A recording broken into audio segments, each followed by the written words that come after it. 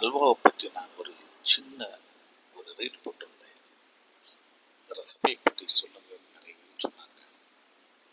ஆனால் நான் தொடக்கத்திலிருந்தே இந்த வீடியோ எடுக்காதனால இந்த ரெசிபியை நான் உங்களுக்கு கோர்வையாக சொல்ல முடியாது.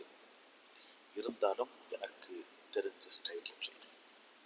அலுவா அப்படின்னு சொன்னாலே இதை பிடிக்காத யாருமே இருக்க முடியாது. ரொம்ப சுவையான ஒரு இனிப்பு பண்டம் தான் அல்வா. திருநெல்வேலி அப்படின்னு சொன்னாலே எல்லாருக்கும் அல்வா தான் ஞாபகத்துக்கு வரும். கோழிக்கோடுன்னு சொன்னாலும் அல்வா அது எல்லாருக்கும் பிடிக்கிற ஒரு விஷயம்தான். இந்த அலுவாயில் பல வெரைட்டி இருக்கு.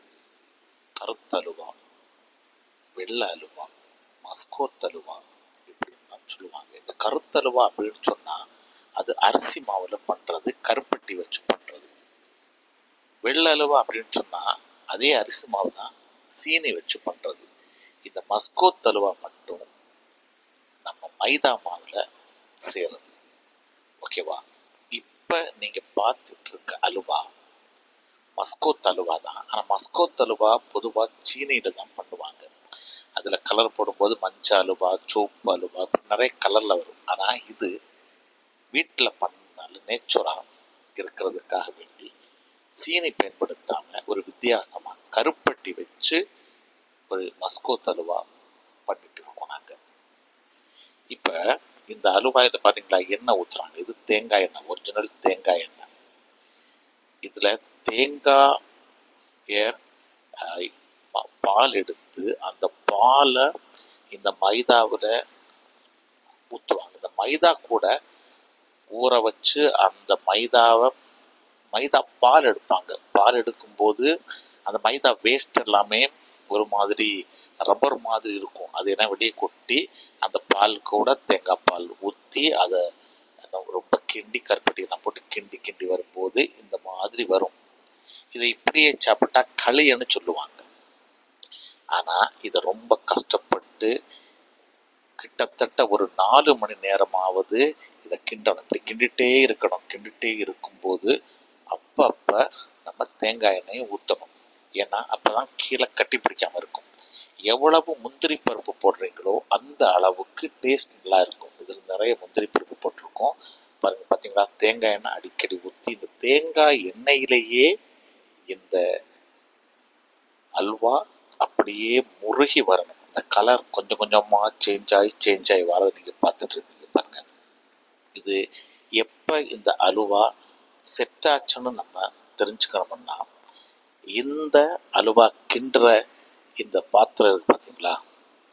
இந்த பாத்திரத்தில் இந்த அலுவா ஒட்டக்கூடாது. இப்போ ஒட்டி பிடிச்சிருக்கா? கொஞ்சம் கிண்டி வரும்போது அது தனியாக தெரியும். அலுவா ஆட்டும்போது அது அப்படியே ஒரு மாதிரி இலகி வரும். அந்த இலகி வரும்போது பதம் செட் ஆகுது வந்துருக்குன்னு அர்த்தம். நம்ம எவ்வளவு எண்ணெய் ஊற்றணுமோ அந்த எண்ணெய் எல்லாமே வெளியே வந்துடும்.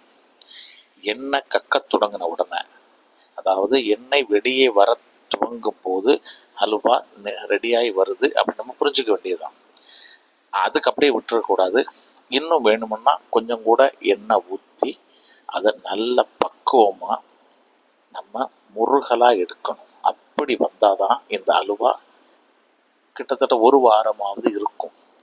இந்த அலுவா அப்படியே நாக்கில் வச்சா அப்படியே உள்ள ருசியாக போகும். அந்த அளவுக்கு அழகாக இருக்கும். பல் இல்லாதவங்க சாப்பிடலாம், பல் உள்ளவங்க சாப்பிடலாம், யார் வேணால் சாப்பிடலாம். இது சுகர் உள்ளவங்க கூட இந்த அலுவா சாப்பிடலாம். ஏன்னா இது கருப்பட்டியில் செஞ்சதுனால அது நல்லாவே இருக்கும்.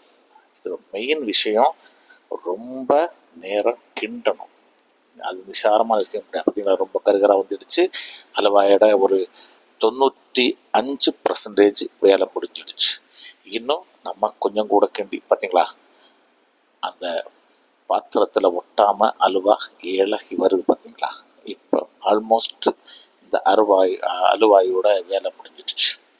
இதை நம்ம இன்னும் இந்த எண்ணெயெல்லாம் வந்து பார்த்தீங்களா அப்படியே நிறைஞ்சு வருது பார்த்தீங்களா? இந்த எண்ணெயெல்லாம் அப்படியே வந்தோடனே எண்ணெயெல்லாம் கோரி மாற்றிட்டு இந்த அலுவாயை நம்ம பிளேட்டில் எல்லாம் எடுத்து வச்சோம். பிளேட்டில் இந்த அலுவாயை எடுத்து அதை கொஞ்சம் எண்ணெய் தடவி அந்த பிளேட்டில் அலுவா வச்சோன்னா ஒரு அரை மணி நேரத்தில் அந்த அலுவா சூடு தணிஞ்சு கொஞ்சம் கட்டியாகும். அது அப்படியே சாப்பிடலாம். பார்த்தீங்களா? எண்ணெயெல்லாம் எவ்வளோ வந்து இருக்கு பாருங்கள். இதுதான் ரெடியாகி வந்துடுச்சு. இது அப்படியே நம்ம சாப்பிட வேண்டியது தான். அண்டிப்பருப்பெல்லாம் நிறைய போட்டு அழகான ஒரு உடம்புக்கு நல்ல அல்வா இந்த ரெடியாக இருக்குது. இந்த அல்வாயை பற்றி இன்னும் உங்களுக்கு அறியணும்னா ஒரு 50 கமெண்ட்ஸ் எனக்கு வந்தால் நான் உங்களுக்காக தனியாக ஒரு அல்வா ஃபுல்லாக கிண்டி அது தொடக்கத்திலிருந்தே உங்களுக்கு நான் போட்டு தரலாம். யார் யாருக்கு அல்வா பிடிக்கும்னு கமெண்டில் சொல்லுங்கள். இதை லைக் பண்ணுங்கள், ஷேர் பண்ணுங்கள், சப்ஸ்கிரைப் பண்ணுங்கள். என்னுடைய சேனலை நீங்கள் நிறைய பேருக்கு இந்த அல்வாவை அனுப்புங்க. இந்த சேனலை பிடிக்கிறவங்க இந்த சப்ஸ்கிரைப் பண்ணுங்கள். நிறைய சப்ஸ்கிரைப் வரணும். அந்த மாதிரி வந்தால் தான் நிறைய காரியங்கள் செய்ய முடியும். அல்வா உங்களுக்கு பிடித்திருந்தால்